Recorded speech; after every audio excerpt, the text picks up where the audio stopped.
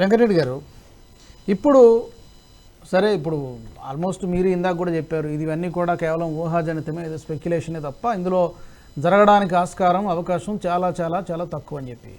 సరే, BRS party ముందున్నటువంటి ఇప్పుడు ఆప్షన్స్ ఏంటి? ఇందాక ఇప్పుడు ప్రెస్ మీట్లో ఈ మధ్య నిన్నో మొన్నో మాట్లాడినట్టు కేటీఆర్ గారు అన్నట్టు, లేదు మాకంత అవసరం లేదు, మేము ప్రజల్లో విలీనమై ఉంటాం, ప్రజలతో మాకు ఇచ్చిన పాత్రను ఏదో మేము పోషిస్తామని చెప్పి చెప్తున్నారు. అదొక ఆప్షను. లేదా బీజేపీలో గంపగుత్తగా కలిసిపోవడం, లేదా ఇంకో పక్క కాంగ్రెస్లో కలిసిపోవడం. 3 ఆప్షన్స్ కనిపిస్తున్నాయి. ఇంకేమైనా వేరే ఆప్షన్స్ ఏమైనా ఉన్నాయా? బీఆర్ఎస్ పార్టీ ముందున్నటువంటి ఆప్షన్స్ ఏంటి? సర్వైవ్ కావాలంటే డెఫినెట్గా ఈ 5 సంవత్సరాలే ఉండాల్సిందే. ఏంటి ఆ పార్టీ ముందున్న ఆప్షన్స్ ఏంటి? కేసీఆర్ గారి ముందు ఉన్నటువంటి ఆప్షన్స్ ఏంటి? ఒకటి, ఇప్పటికీ ఎందుకంటే పార్లమెంట్ ఎన్నికల్లో చూసాం కాబట్టి వాళ్ళది ఓటు బ్యాంకు చాలా వరకు తగ్గిపోయింది. తర్వాత అక్కడ మనం ఒక్క సీటు కూడా రాని పరిస్థితి కనబడతా ఉంది. ఆయన కొంచెం ఏం చేయాలో అర్థం కాక కొంత తికమక పడతా ఉన్నారు. ఎందుకంటే ఇప్పుడు రేవంత్ రెడ్డి గారు ముఖ్యమంత్రి స్థాయిలో ఉండి కూడా ఈ స్టేట్మెంట్ ఇచ్చిన తర్వాత కూడా కేసీఆర్ బయటకు వచ్చి ఒక మాట కూడా మాట్లాడలేడు. అంటే అది దేనికి దారితీస్తుందో అర్థం కాకుండా ఉన్నది. ఇప్పుడు కేటీఆర్ మాట్లాడలేదు, హరీష్ రావు మాట్లాడలేదు, కేసీఆర్ మాట్లాడలేదు ఈ స్టేట్మెంట్స్ మీద. కానీ రేవంత్ రెడ్డి గారే మాట్లాడుతూ ఉన్నారు. సో దానికి అది మరి ఆయనకి అంటే ఒక్క సీట్ లేదు అనే ఒక ఫీలింగ్ ఏమైనా వచ్చిందా, లేకపోతే రేపు పొద్దున లోకల్ బాడీ ఎలక్షన్స్ లో కూడా మాకు సీట్లు తగ్గే అవకాశాలు ఉంటాయని చెప్పేసి ఒక ఆలోచన ఉందో దేనికో అర్థం కావట్లేదు. కానీ ఎట్టి పరిస్థితుల్లో ఇప్పుడు ఆయన చేసేది ఏమీ లేదు భవిష్యత్తులో. ఒకటి, ఆయన చేయాల్సిందల్లా కూడా సొంతంగా మళ్ళీ బిల్ చేసుకోవాలి, మళ్ళీ లోకల్ బాడీ ఎలక్షన్స్ రావాల్సిందే తప్పితే ఏ పార్టీతో, ఒకవేళ పార్టీతో ఏమైనా పొత్తు పెట్టుకోవాలంటే పోయి మళ్ళా కాంగ్రెస్ పార్టీతోనే పెట్టుకోవాల్సి వస్తుంది. ఎందుకంటే ఒకవేళ కాంగ్రెస్ పార్టీతో పెట్టుకోవాలనుకున్నా కూడా రేవంత్ రెడ్డికి తర్వాత కేసీఆర్ పడదు. అంటే కాంగ్రెస్ పార్టీతో పెట్టుకోవాలనుకున్నా కూడా చాలా ఆరోపణలు కదా. ఇప్పుడు వీళ్ళు వచ్చిన దగ్గర నుంచి అన్ని శ్వేతపత్రాలు ఎన్ని విడుదల చేశారు కదా. ఇంత కాళేశ్వరం దగ్గర నుంచి విద్యుత్ కొనుగోళ్లు, గొర్రెల స్కాము, ఒకటేంటి ఒక సిరీస్ లాగా రిలీజ్ చేశారు కదా. ఇన్ని ఆరోపణలు జరిగింది, మొత్తం రాష్ట్రాన్ని ముంచేశారు.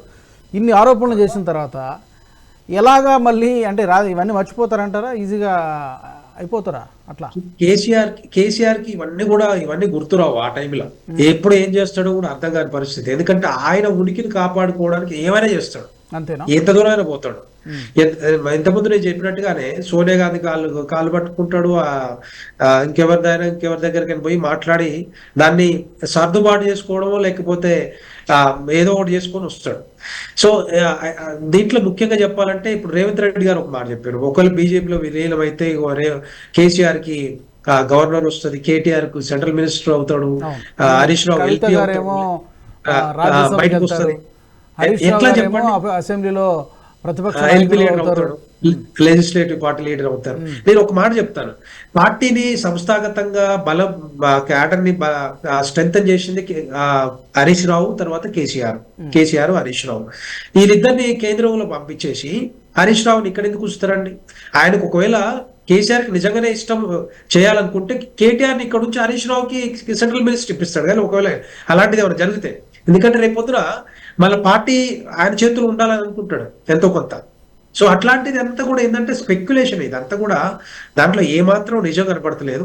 ఏదో అనాలి, ఏదో భయభ్రాంతులకు చేయాలి, కొంతమంది ఎమ్మెల్యేలు తీసుకోవాలని ఒక ఆలోచన రేవంత్ రెడ్డి గారికి ఉండొచ్చేమో కానీ ఆయనకి కూడా అవసరం లేదు చెప్పాలంటే. ఇప్పుడు 73-70 సీట్ల పైన ఉన్న బలం ఉన్న పార్టీ కాంగ్రెస్ పార్టీకి అంత దూరం వెళ్లాల్సిన అవసరం లేదు. ఒకవేళ నిజంగానే ఆయన ఇంకో మాట కూడా చెప్పాడు, కవిత వీళ్ళందరినీ చేర్చుకుంటేనే, రాజ్యసభలో సభ్యులు చేర్చుకుంటేనే కవిత బయటకు వస్తుంది. దానికి ఇది భారతీయ జనతా పార్టీకి ఏం సంబంధం ఉంది? ఆయన కూడా తెలుసు చెప్పాలంటే. భారతీయ జనతా పార్టీకి కవిత జైలుకి బయటకు రావడానికి సంబంధం ఏముంటది? అక్కడ వాళ్ళ ఇన్వెస్టిగేటివ్ ఏజెన్సీస్ కానీ లేకపోతే చట్టాలు కానీ ఏవైతే కోర్టులు ఉన్నాయో వాళ్ళు చూసుకుంటారు. బెయిల్ రావాలా వద్దా, జైల్లో ఉంచాలా లేదా అనేది వాళ్ళు చూసుకుంటారు తప్పితే భారతీయ జనతా పార్టీకి ఆ కవిత జైలుకి బెయిల్ కి సంబంధం లేదు. ఇదంతా కూడా మళ్ళీ స్పెక్యులేషన్. ఇదంతా కూడా ఆయన కూడా తెలుసు, రేవంత్ రెడ్డి గారు కూడా తెలుసు. కానీ బురద జల్లడానికి, లేకపోతే రేపొద్దున రాజకీయ ఉనికిని కాపాడుకోవడానికి, లేకపోతే బీఆర్ఎస్ అస్తిత్వాన్ని దెబ్బతీయడానికి, క్యాడర్ని దెబ్బతీయడానికి అవన్నీ జరిగే అవకాశాలు కనబడతా ఉన్నాయి. రేపొద్దున ఒకవేళ నిజంగానే జరిగితే, అట్లాంటిది ఏమైనా జరిగితే బీఆర్ఎస్ నుంచి బీజేపీలోకి వచ్చే అవకాశాలు కూడా చాలా మంది ఉంటారు. సో అది ఎప్పుడైతే ఎమ్మెల్యేలు రాజీనామా చేసి రావడమో లేకపోతే ఇంకో రకంగా ఉంటారు. అది ఆ విధంగా జరుగుతుంది. తర్వాత రెండవది వీళ్ళు బీఆర్ఎస్ పార్టీ వాళ్ళు ఒకవేళ కాంగ్రెస్ లో ఒకటి వెంకటరెడ్డి గారు, ఇప్పుడు పాలిటిక్స్ లో మనము ర్యాండమ్ గా చాలా పరిణామాలు జరుగుతూ ఉంటాయి. ప్రిడిక్షన్స్ అనేది ఇంత ఎర్లీగా చేయడం కష్టమే, కానీ బట్ బౌన్స్ బ్యాక్ అవ్వడానికి ఆ పార్టీ మళ్ళీ పునర్వైభవం పొందడానికి అవకాశం ఉందంటారా? లేకపోతే BRS had seen it's best, తన గోల్డెన్ పీరియడ్, గోల్డెన్ టైం అంతా అయిపోయింది, ఇక రాబోయేదంతా గడ్డు కాలము, రాబోయేదంతా కష్టకాలం అని అనుకోవాలా? రెండు వర్షన్స్ ఉంటాయి, రెండు వర్షన్స్ ఉంటాయి. బీఆర్ఎస్ పార్టీ మళ్ళీ కష్టపడి ప్రజల్లో వెళ్ళి ప్రజల తరపున ప్రజల సమస్యల్ని ఎత్తి చూపించి అసెంబ్లీలో పోరాటం చేసి ఇది రెగ్యులర్గా జరగాల్సిన ప్రాసెస్. అది యాక్చువల్గా చేయాల్సిన, ప్రజలు ఇచ్చిన తీర్పుని గౌరవించాలి. సో అది ప్రజల్లో ఉండాలి. 5 సంవత్సరాలు మళ్ళీ ఎన్నికలు వచ్చినాడు మళ్ళీ ప్రజలను అడగాలి. ఇది ప్రాసెస్. బౌన్స్ బ్యాక్ అవ్వడానికి బీఆర్ఎస్ పార్టీకి మళ్ళీ ఉందా అవకాశం? ఛాన్సెస్ చాలా తక్కువ ఉంటాయి. ఛాన్సెస్ చాలా తక్కువ ఉంటాయి. ఎందుకంటే 10 సంవత్సరాలు వెరీ గుడ్, యాక్చువల్లీ ఒక మంచి పీరియడ్ అనమాట చెప్పాలంటే. తెలంగాణ రాష్ట్రం తెచ్చుకుంది 3 కారణాలు: నీళ్లు, నిధులు, ఉద్యోగాలు అని చెప్పేసి. కానీ ఆ 3 కూడా ఎక్కడ కూడా ఫుల్ఫిల్ కాలేదు. మొత్తం అది కాకుండా తెలంగాణ రాష్ట్రాన్ని రకరకాలుగా సర్వనాశనం చేశారు చెప్పాలంటే. డ్యామేజ్ ఏ విధంగా డ్యామేజ్ చేశారంటే మనందరికి కూడా తెలుసు. ఈ కాళేశ్వరం ప్రాజెక్ట్ ఒక్కటి చూస్తే సరిపోద్ది. కాళేశ్వరం మేడిగడ్డ ఏ విధంగా కుంగిపోతా ఉంది. 1,50,000 కోట్లు ఖర్చు పెట్టి, దగ్గర 94,000 ఖర్చు పెట్టారు, ఒక 50,000 60,000 ఖర్చు పెట్టాలని చెప్పి చెప్తా ఉన్నారు. అది కాకుండా ఇప్పుడు లిక్కర్ కానీ, లేకపోతే లిక్కర్ రేట్లు పెంచడం కానీ, లేకపోతే ధరణి భూములు, లక్షల ఎకరాల భూములు అన్యకరత్వం అవ్వడం కానీ, తర్వాత మిషన్ భగీరథల స్కామ్ కానీ, లేకపోతే ఫోన్ ట్యాపింగ్ కానీ, రకరకాలుగా ఈ కవిత లిక్కర్స్ కేసులు కానీ, ఏ దొరికితే అది దాన్ని మొత్తం కూడా టోటల్ గా అన్యకరత్వం చేసి వాళ్ళు మొత్తం కూడా మరి లక్షల కోట్లు మరి సంపాదించుకున్నదని చెప్పేసి ఇప్పుడు మన రేవంత్ రెడ్డి గారు చెప్తా ఉన్నారు. రకరకాల కమిటీలు వేశారు, ఎంక్వైరీలు నడుస్తూనే ఉన్నాయి. ఈవెన్ వాటి మీద కూడా, విద్యుత్ ప్రాజెక్టుల మీద కూడా రకరకాల మనం కూడా చూసాం. కేసీఆర్ గారికి ఒక నోటీస్ కూడా వచ్చింది. సో పవర్ దిగిపోయిన తర్వాత జనరల్ గా ప్రతి రాష్ట్రంలో జరిగేదే కదా. అంటే గుర్తుంచుకుంటారా ప్రజలు? అంటే ఇప్పుడు ఇక్కడ మన ఏపీలో కూడా చూస్తున్నాం, వాస్తవం కావచ్చు లేదా ఆరోపణలు కావచ్చు, అందులో కొన్ని వాస్తవం, కొన్ని అవాస్తవం, కొన్ని రాజకీయ ఆరోపణలు కావచ్చు. ఏ రాష్ట్రం అయినా జనరల్గా ఒక పార్టీ పవర్లోకి వచ్చింది, ఇంకో పార్టీ పవర్లోంచి పోయింది. సో పవర్లోకి వచ్చినటువంటి పార్టీ మరొకసారి తమ పవర్ కాపాడుకోవడానికి ఆ పార్టీకి ఛాన్స్ ఇవ్వకుండా ఉండడానికి జనరల్గా ప్రయత్నం జరుగుతుంది కదా. ప్రజలు నిజంగా ఇప్పుడు మనం అనుకుంటున్నటువంటి ఎలిగేషన్స్ అన్నీ కూడా నిజంగానే సీరియస్గా తీసుకుంటారా? ప్రతి రాష్ట్రంలో జరిగేది కాబట్టి దాన్ని అంత పెద్దగా పట్టించుకోరా?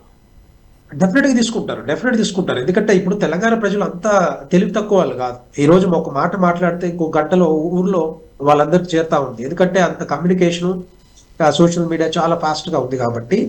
ఎందుకంటే మన బీఆర్ఎస్ పార్టీ ఓడిపోయింది, కేసీఆర్ ఓడిపోయింది కూడా దానివల్లనే. ఎందుకంటే కాళేశ్వరం ప్రాజెక్టు ఒకటి ముఖ్యమైనది, దాంట్లో ఎంత స్కామ్ జరిగింది, దానివల్ల ఉపయోగం లేదని చెప్పేసి చాలా మంది బయటకు వచ్చింది కాబట్టి బీఆర్ఎస్ పార్టీని మరి ఓడించారు. అదొకటే కాదు, ఇప్పుడు మన ఫోన్ ట్యాపింగ్ కూడా, రకరకాల ఫోన్ ట్యాపింగ్ కానీ మిగతాయి ఇవన్నీ కూడా ప్రతిదానికి కారణం ఉంది. కాబట్టి తెలంగాణ ప్రజలందరూ కూడా ఒక గమనించి ఎట్టి పరిస్థితుల్లో కేసీఆర్ ఉంచొద్దు, కేసీఆర్ పార్టీని ఎట్టి పరిస్థితుల్లో మట్టిగా కనిపించాలని చెప్పేసి ఒక ఆలోచనతోటి మరి ఆ విషయంలో బీఆర్ఎస్ బీజేపీ అని ఒకటి అని చెప్పి ఒక నినాదం ఏదైతే తీసుకొచ్చిండో రేవంత్ రెడ్డి, దాంట్లో కొంత సక్సెస్ అయ్యాడు. ఆ సక్సెస్ అయ్యిండు, తెలంగాణ ప్రజలు కొంత రిసీవ్ చేసుకున్నారు కానీ సరిపోని మెజారిటీ ఒక ఏదో కొంత 63 సీట్లు వచ్చి అంతవరకే ఇచ్చారు తప్పితే పెద్దగా ప్రేమ కానీ అభిమానం కానీ కాంగ్రెస్ పార్టీ మీదే వేయలేదు. కానీ ఒకటి మాత్రం ఏంటంటే అక్కడ సక్సెస్ అయింది కూడా, ఇదొకటి బీఆర్ఎస్ బీజేపీ అని. రెండవది 6 గ్యారెంటీల పథకం తీసుకొస్తాం, 6 గ్యారెంటీల ద్వారా మీ తెలంగాణ ప్రజలందరూ కూడా రకరకాల ఉద్యోగాలు కానీ అభివృద్ధి కానీ సంక్షేమం జరుగుతాయని చెప్పేసి కొంత సక్సెస్ అయ్యాడు దాంట్లో. ఆ సక్సెస్ అయిన తర్వాత దాంట్లో వచ్చిన తర్వాత ఇప్పుడు కూడా అభివృద్ధి మీద కానీ సంక్షేమం మీద కానీ పెద్దగా దృష్టి పెట్టలేదు. ఇప్పుడు 6 గ్యారెంటీలు 13 అంశాలు ఉంటే ఒక 5 అంశాలు టచ్ చేశారు. తర్వాత రుణమాఫీ ఒక్కటే ముందు తీసుకొచ్చి నిన్న కంప్లీట్ చేశారు. దాంట్లో కూడా 31,000 కోట్లు ఖర్చు పెడతామని చెప్పేసి 17,898 కోట్లు మాత్రమే ఖర్చు పెట్టారు.